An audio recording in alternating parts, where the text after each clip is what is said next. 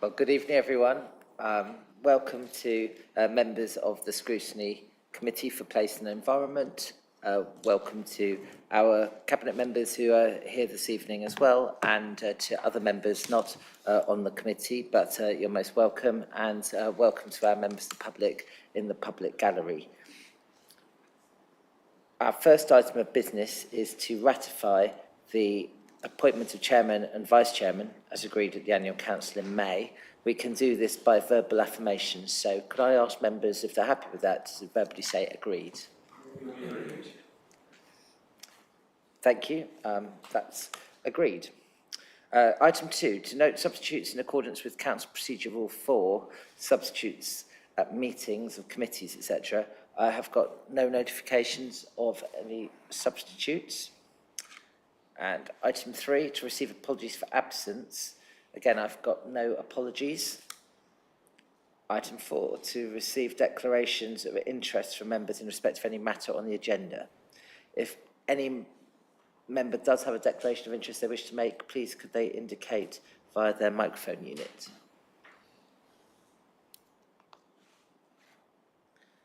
Okay, I have no declarations of interest from members. So moving on to item 5, to be agreed by general affirmation the minutes of the previous meeting held on 22nd November 2023. Again, if members are happy with that, please could I ask them to verbally say agreed. Agreed. Thank you very much. Those are taken as agreed. And item 6, to consider any items that the chairman agrees to take as urgent business. Again, we have none. So we're able to move straight on to item 7, Clare Hall community proposals.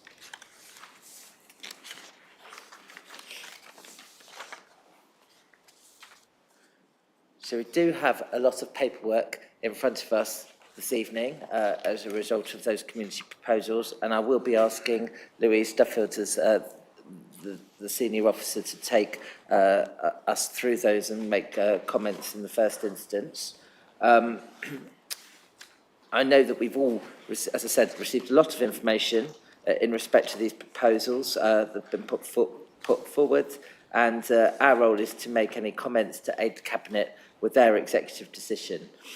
I know we all take that role seriously, and we have considered the matters in detail in preparing our comments and questions this evening. We also realise that we are not a decision-making body, but we do welcome the opportunity to be able to make comments, and in particularly in respect of the Clare Hall, which we know is a very important asset within our Mid-Sussex community. All members have received comments today from one of the community groups and who put a proposal forward, and we have had advice from the monitoring officer in respect of those comments. Our role tonight is to consider the published information, including the independent advice of the panel of experts who are experts in their fields, and so we will be really going through their reports and its findings. We do have with us all the proposals that were put forward by the community. Now, those proposals are currently in exempt or exempt to the public at the request of one of the groups. And as a result of that, if we wanted to discuss any of those proposals in specific detail, as opposed to the technical panel's independent report, we would have to go into exempt session. Obviously, we've got members of the public here, and we would have to ask them to leave. If at all possible, I prefer us to conduct the meeting without having to go into exempt session, but obviously that is open to us if people needed to. We'll have to consider it as and when any comments and questions go forward, but that would be my hope. And I can see some people nodding encouragingly around the room on that as well. So I would also say you can see how much background just from the background, and I'm sure Louise will talk about that, but we know that this has been an item that's required serious consideration from this council for a number of years, and we haven't got to where we are lightly, and there's a huge body of work that has gone in to get to to this stage. And so I'm very grateful actually for all the officer work and the advisor and consultants work that has taken us to this position. I'm also very grateful to all the community time taken by our community groups who have dedicated a lot of time and commitment to developing their proposals, the evaluation of which we have in front of us. So without further ado, if it's all right with you, Louise, I'll ask you to present the key findings before we move into further discussion. Thank you. Thank you, Chairman, and good evening, members. I know that you will have carefully considered the 292 pages of information that is in front of you, so I won't walk you through paragraph by paragraph. I think it is helpful to start off by orientating ourselves in the process, and as such, the first 40 or so paragraphs in the report talk about the work that the Chairman just alluded to get us to this stage. And so you have been provided with or reminded with information you've had before, which is a number of rounds of consultation, market testing and background work. And as such, we got to a position where last summer we carried out some engagement, which was extremely well attended. And in fact, those who came to support us to deliver that engagement said it was one of the best attended events that they'd ever taken part in. And what we engaged on there was some conclusions that we presented to the Cabinet in September last year, which they endorsed but asked us before we moved forward with them to just check if there were any proposals from the community that presented a viable long-term future option. And so since September last year, we've been working on that process, and we engaged an independent panel of 7 experts in their field. And they carried out their work under their own steam, but also in this room, whilst witnessed by a cross-party executive steering group who watched a feed in the committee room. And I think that the technical panel engaged in that process and were really pleased to meet so many passionate members of the community with lots of ideas. They took a lot of time to listen and understand and to meet those groups on the terms that they presented and do their best to work with them. I think that their conclusions, which are presented in the report, and you also have their findings in full, are, however, clear. And I think that what's before you tonight is their recommendations, which lead us to moving back to Cabinet's position in September last year. I'm really happy to take any questions. Please do help me with page numbers if there was something specific.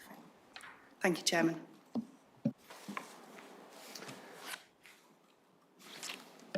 Thank you, Louise. Thank you for setting that out clearly and reminding us the background and where we got to with the September meeting of Cabinet last year and that extra recommendation at that meeting to consider community proposals. So I'm now going to turn to questions from councillors, and I'll start with the members of the committee. If anyone not on the committee who's a councillor would also like to ask a question, I'm very happy to take it, but I will ask members of our committee to speak in the first instance. Councillor Rees, please.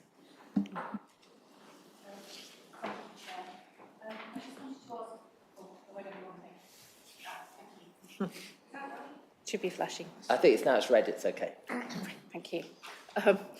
I just wanted to ask, first of all, how the external panel were appointed, and also, was there any interaction between them and the working group, the steering group for Clare Hall, during the time that they were assessing the community bids?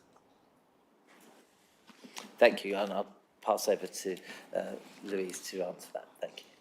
Thank you. Yes, so we saw experts in the field, and we went to partners that we worked with in the past, but one of the criteria was that they were people that had never been involved in this project at all.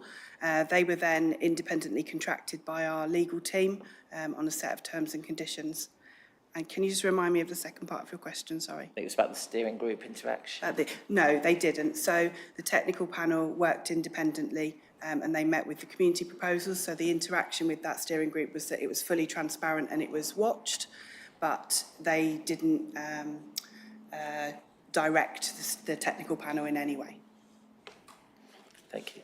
And if anybody has any follow-up questions in light of, comments received, etc., and just takes a little bit of time just to assimilate, I'm very happy if people want to come back once they've reflected on questions. Councillor Henwood, please. Thank you. Could you please expand on the panel's comments regarding the community engagement exercises by the Save Clare Hall? I noticed there were several contradictions about how much community engagement this group were committed to on page 14 and page 25. It's considered a weakness. Page 14, page 25, it's considered a weakness, but yet again on page 15 and page 19, the community engagement is considered a strength. So please, could you expand upon the panel's comments regarding this particular issue? Thank you, Councillor. So obviously, when we're going into specific page numbers, it might just take a moment for officers to group together. I would also note that obviously we have got the paper in front of us, so we don't actually have the officers themselves, the panel members themselves in front of us. So the officer may not always be able to say what was in the minds of the panel when they wrote it, but I'm sure if there's any light that officers can share, they will. Excuse me, Chairman. The officer surely has a paper copy available. I've got a copy in front of me, yes. Thank you. Yes. Anyway, Louise, do you repeat the page numbers? Janice, the only reason I got slightly confused is you're giving me the page numbers of the technical report and I'm looking at the page numbers in the bottom right-hand corner. So just bear with me a second. I'm only referring to the technical report. Yeah. Yeah, I mean, I can speak in general terms from the perspective of the technical panel. They met with 6 different groups, one of whom they didn't view as a community proposal, as is set out in the report. And what they noted was that those 5 groups perhaps could have been stronger if they'd come together. And instead of each of the 5 groups presenting an individual view of how they would like to use the space, there could have been the opportunity for a broader conversation to think about how what would be quite a significant space could be used by a number of groups.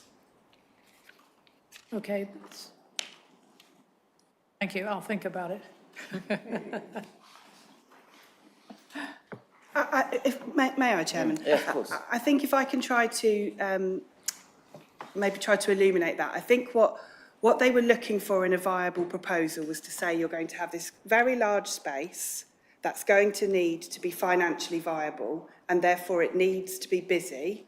And so a viable proposal would have looked at all of the potential users and presented a programme of how every inch of that building would look to be used. I think that's what they were alluding to, and instead they met groups with individual needs, and that's across all 5 groups.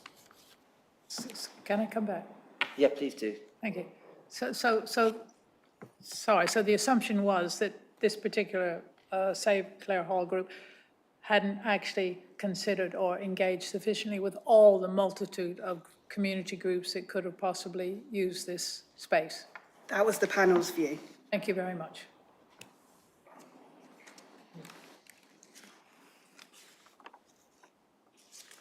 Are there any other questions from members of the... Yep. Councillor Henwood. Thank you very much. Thank you. Keep the microphone with yourself. Okay. Yes. This is on the technical report on page 27, sort of at the very end. I'm looking at number 7. I just don't know if you could expand upon this statement about the proposal did not address the need for Clare Hall to act as an exemplar for striking successful partnerships across the public, private, and third sectors. Could you elaborate upon that particular statement, please? I can only do my best, and I would refer you to the chairman's comments that this was an independent panel and those are their views. I think what they say in other areas is that they felt that, again, each group came with quite a homogenous view of its needs and its membership. Okay. Okay, thank you.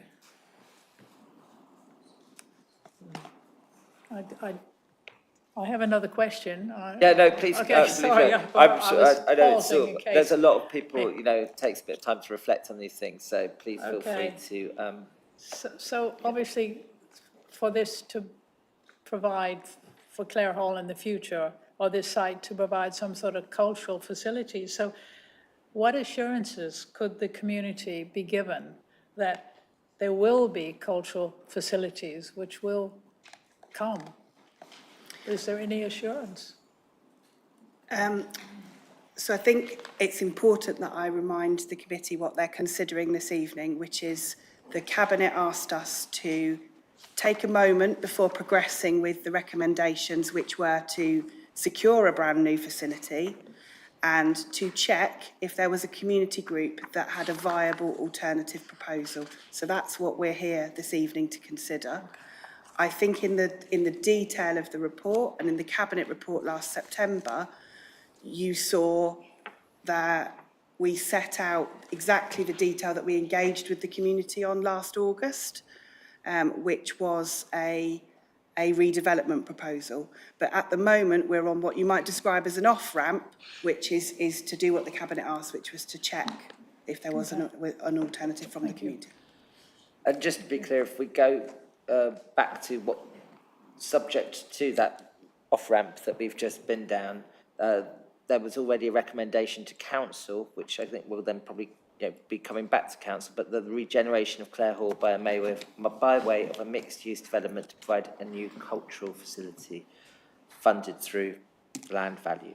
And obviously subject to due diligence, clear evidence base, but that is the proposal that the council will be putting forward, that there will be a new cultural facility funded. Has anyone got any other questions? Councillor Rees. Thank you, Chairman. I assume I'm doing the right thing this time by leaving it. I think when you're ready, you're on. Right, thank you. I wondered, something I'm hearing a lot from residents is meanwhile use if Model 3 is gone down. Is there any scope for meanwhile use if Model 3 is followed?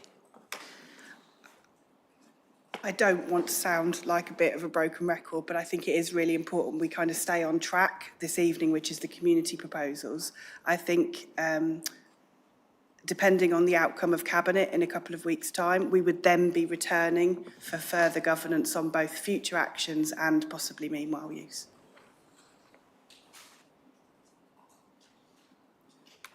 Thank you for that, Louise. Any other questions from anyone on the committee? Or any of our other councillors present? Would either of our Cabinet members like to make a comment on the proposals? Really? In which case, I will wrap up shortly, but I want to just make sure everybody's had the opportunity to say. Oh, okay. So, no, it's just, I meant I do want to make sure councillors feel they've had the opportunity to air their points. So, Councillor Rees. Okay, thank you, Chair. On paragraph 62, it does mention that there's scope to go with the SCH proposal. So I wondered if you could explore why that wouldn't be the preferred route. I think I know the section that you're alluding to, where they talk about the potential if there was further investment in building up that group and developing a proposal with them. I would refer you to their overall conclusions, which is that it does not represent currently a viable proposal.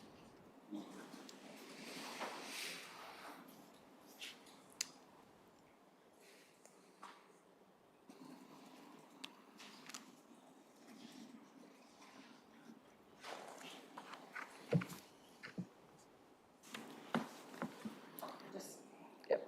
Sorry, John. Okay. I just have one more. Oh, sorry, I think it's because Councillor Hitchcock has got in first, so if it's all right, we'll go back to Councillor Hitchcock and then we'll go back to Councillor Rees.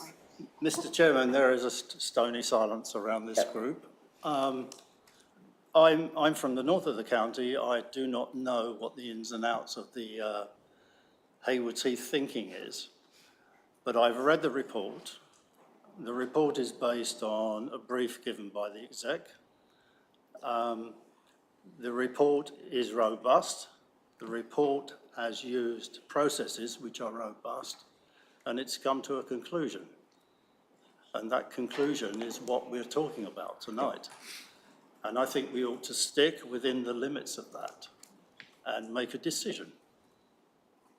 Thank you very much for those very pertinent comments. I'm just conscious of the volume of paper and the amount of work that's taken us to get there, that I would not like a councillor to feel that they didn't have the opportunity to air their views, notwithstanding I agree with the sentiments of what you're saying. Councillor Avery. Yes, I mean, I more or less concur with Councillor Hitchcock that I think we've been through a long, drawn-out process here. I think we've investigated all options, and obviously, going forward, if we're going to have a viable solution, it's got to be funded and fundable. At the moment, you know, the people of Mid-Sussex are paying money in council tax for something which is sitting there idle, which is obviously not an acceptable situation. So, you know, I think we've given everybody an opportunity to come to the table and make their proposals, but at the end of the day, they have to be viable and funded. And, you know, if they're not, then, you know, we can't run the risk of taking the council into further debt or further, you know, or the thing just sitting there idle. We've got to take it forward and make a decision to get things moving, or else it'll just sit there forever. Thank you, Councillor Avery. Councillor Rees, did you want to come back?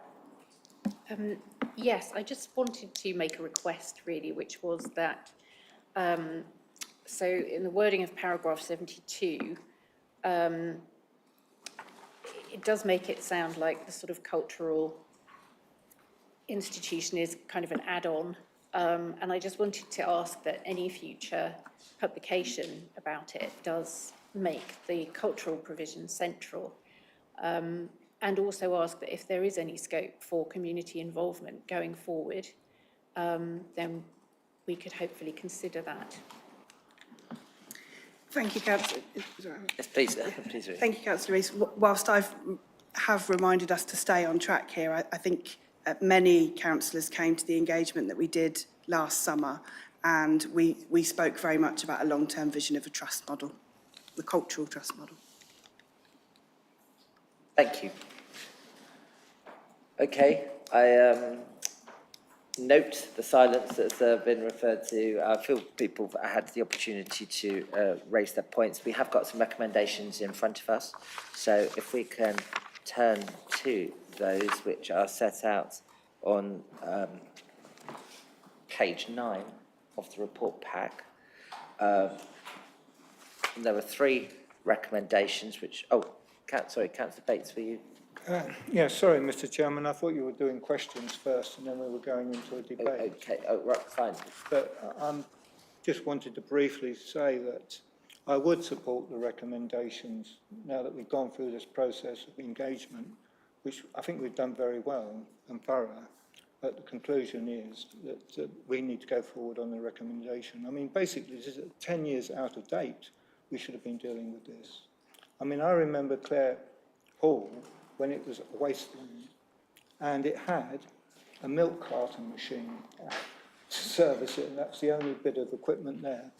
And we moved on, we built this wonderful hall, it's been used by the residents, but now I think it's time that we renew that particular. And the one thing that I do is go to a lot of concerts, and so I've seen a lot of venues. And the one place I have found is virtually on our doorstep. It's a duplicate of Clare Hall. I was sitting there thinking, this is Clare Hall. It's only just up the road. And I'm thinking, why haven't we made any reference to that building and the way it is managed? The only difference being is it's a newer building and it hasn't got the legacy of what we see at Clare Hall at the moment, which needs to be dealt with. So I would like for us to maybe looked at that particular venue with the management and said this is a role model. Obviously we need to have other development to pay for it. So that's my view on this at the moment. Thank you very much for those comments, and I'm sure you will also feed in your ideas to your group colleagues as well, as they come to Cabinet.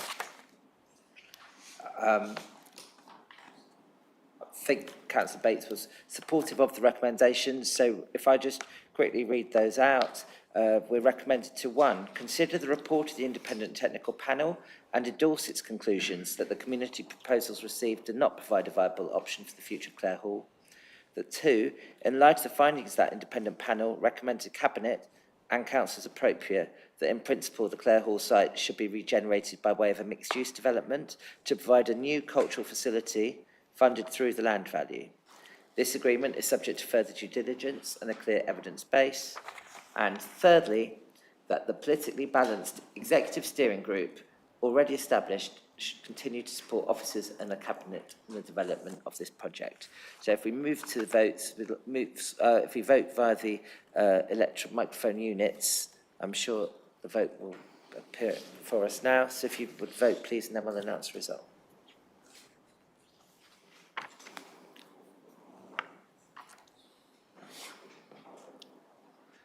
So I think that is unanimous, all 11 in favour of the recommendations. So thank you very much for your very considered duty of the papers before us tonight, and also those exempt papers that were circulated to councillors. So thank you very much for that, and thank you to all those again who submitted proposals. I think we managed not to need to exclude the press and public from the meeting. So we can move on to item 10, the Scrutiny Committee Work Programme for Place and Environment. And we've got the report in front of us and addendum that's been tabled this evening, just to be clear on what the roles of our Scrutiny Committee are.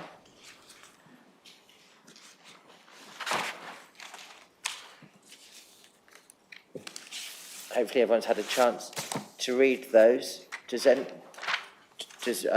Louise, do you want to just give us a background as to why we're bringing this forward? I think one of the things I'm very careful of is I know we've had to move some meetings in the past just due to trying to make the meeting flow work with the right timings of them, and with the new government and some new bills coming forward, I'm keen to make sure that we remain agile and flexible as a committee, and that if we end up having to move a date or introduce a new item, that's not because we haven't thought about it, it's just because it's appropriate for our committee to look at it, and we have to try and make those meetings happen with the best timing. I appreciate we've all got busy diaries, but I think there is the potential for unavoidable need to introduce meetings into the cycle. But with that in mind, Louise, would you like to say anything in terms of our proposals? Thank you, Chairman. So yes, firstly, an apology for a very administrative error with the bullet points being for your partner Scrutiny Committee and not this one, so don't worry, you don't have to look at the budget. I think Chairman has said very eloquently that we don't know what's coming from a legislative position. So when the chairs and vice chairs met with the senior team, we've programmed in 3 relatively big topics, but we've left space, and we would appreciate your support and agility as things that we can't yet plan for come forward. So thank you. Happy to take any questions. Has anyone got any questions on the report and the process that's proposed as well for bringing items onto the scrutiny agenda as well? We attached a template for perusal. Councillor Henwood. Thank you, Chairman. I remember some time back we had a report on our parks. You know, there was going to be an assessment of level 1, 2, and 3, and 4 parks. Under leisure, I presume that we will hear back there was going to be an assessment of level of our parks. It's not. Parks and open space. Here, just there. Parks and open space. Is this a list of priorities? Councillor Henwood, I think, Simon, I'm going to ask Simon Hughes to answer that, as I think he might be able to assist. Thank you. Thank you. Thank you, Chairman. That will be included in green spaces. So in the proposed work programme, it's suggested as follows: it includes green spaces, which includes parks. So I could not hear what you said, Simon. That is included. So paragraph 13, the proposed work programme identifies green spaces. That includes our parks. Thank you very much. Second of April. I don't have that. I don't think we got it. Thank you, and I share your enthusiasm to hear where we are on the parks. Any other questions or comments? No, we have the 3 recommendations before us. I won't read those 3 out. I think they're quite clear about the work programme, and the way that topics will be considered by the committee. So are we happy to accept that work programme? Agree. I think we have to do it by electronic voting, if that's all right. But it's reassuring to know that we're on the on the pulse.